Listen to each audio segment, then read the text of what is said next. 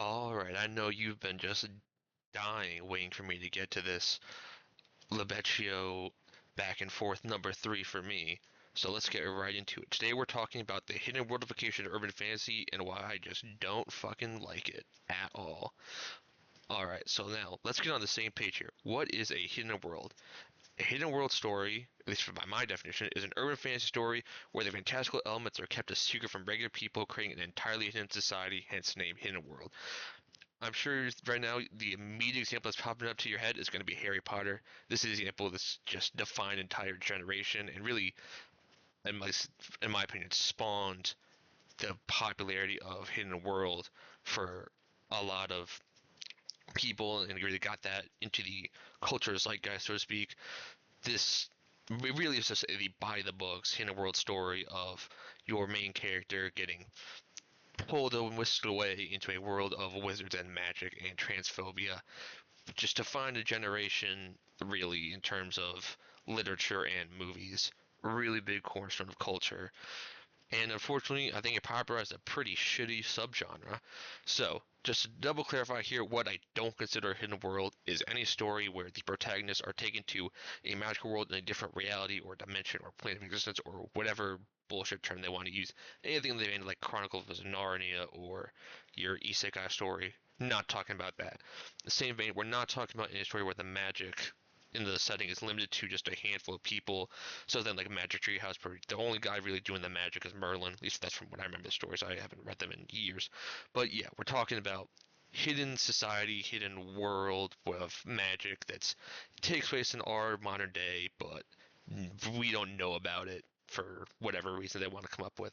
And there are really too many reasons I'm going to focus on here why I think that this subgenre of urban fantasy just is not worth doing anymore.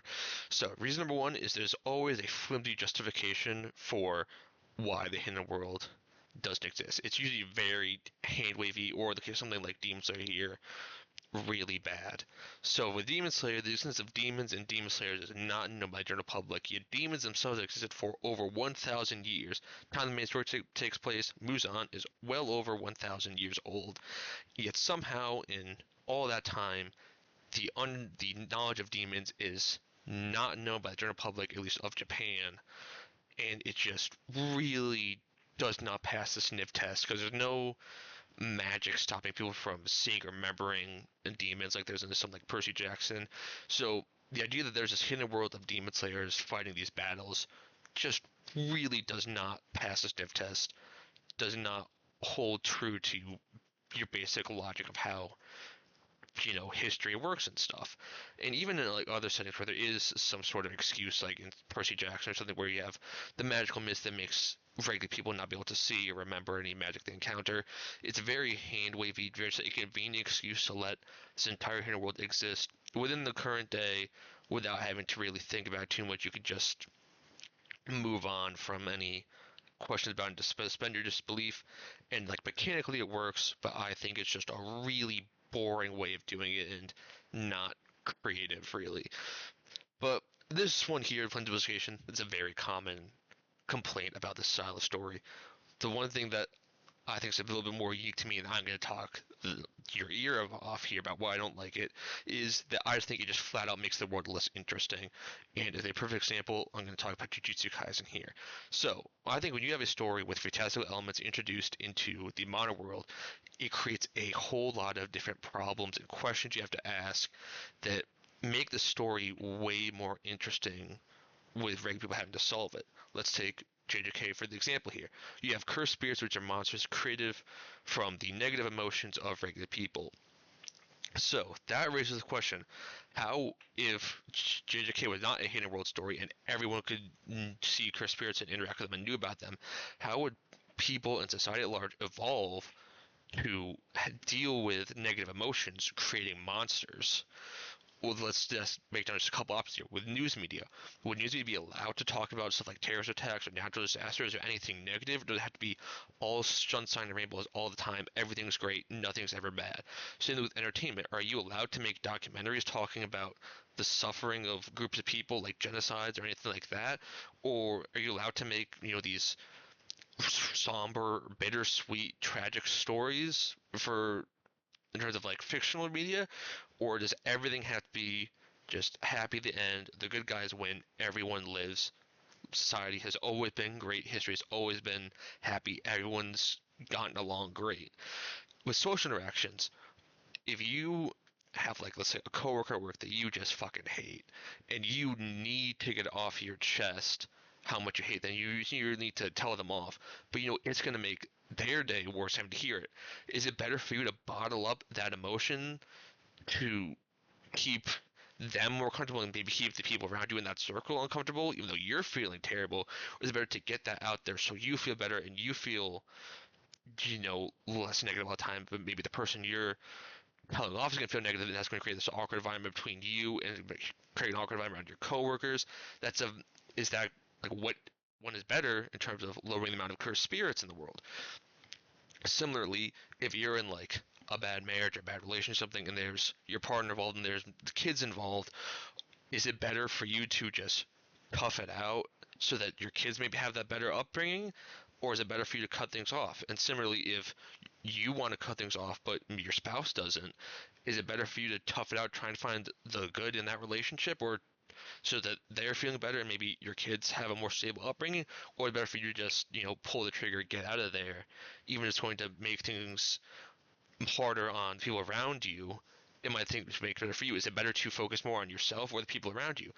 These are just a couple of questions you'd ask yourself about the, you know, this setting if it was applied to everyone in the society. And there's no right answer to any of these questions. And having all these different problems and different questions the characters have to ask themselves, you inherently are going to create conflicts between your protagonist, your antagonist, among the protagonists and among the antagonists, because they can all have a different answer to each question. They can have different sets of answers. So you're going to create so much conflict inherently, really, without even trying. It's especially with something like JJK here. It is such just a rich story idea waiting to happen here with all these potential conflicts, but instead we get this Hidden World story where cursed spirits are invisible to regular people, and all the world building around them is restricted to Jujutsu Society, where it's really just left unexplored in the main series. And really, it's a shame. And like, I understand that to an extent. What I'm talking about here, I'm basically writing a new story that just has like the same skin of JJK. But I think that from a world building perspective, there's so much more to do with a non-Hidden World story than with a Hidden World story. And that's really just, I think it's such a missed opportunity every time you have a Hidden World story like this. It grinds my gears, man. It grinds my gears. It's such a shame. So, and I'm sure you might be asking the question here, why are Hidden World stories so popular in the first place? And I think there are two core reasons. Number one is that you can appeal to young children with the idea that they might stumble upon a hidden world of their own. I'm sure for a lot of people in our generation, a couple years above and below, they were hoping for that Hogwarts later when they turned like 10 or 11 or 12 or whatever. I think it's 11 is the age, but like they were waiting to that chance to get to go and learn magic. And you know, that's nice for them. It helps sell a lot of copies of your book if they're getting really invested in it. But I don't think it justifies all the problems that come with it in a world. And then secondly, from a mechanical storytelling perspective, having a fish out of water character thrust into the hidden world, something like Harry Potter, UG, Percy Jackson, whoever you want to use your example, it creates an convenient excuse to sit the character down and have explain the rules of the world to them, and by extension explain the rules of the hidden world to the audience, so everyone is on the same page rather quickly. This is not at all restricted to hidden worlds, but all hidden world stories are going to have fish out of water character, and you know mechanically it works, it gets the job done. But I think it's a really lazy. I think that stories that don't have this fish out of water character in a fantasy setting are automatically a cut above in my mind from a world building perspective. Anything like Lord of the Rings or One Piece or anything where you don't have the hidden world, you don't need the fish out of water character. You can have everyone on the same page about the world just in a natural way. Just so much better. So let's ask the question: is there an example of an urban fantasy story that doesn't rely on the hidden world with its world building and has the magic powers, the fantasy aspect integrated into the world that does it well?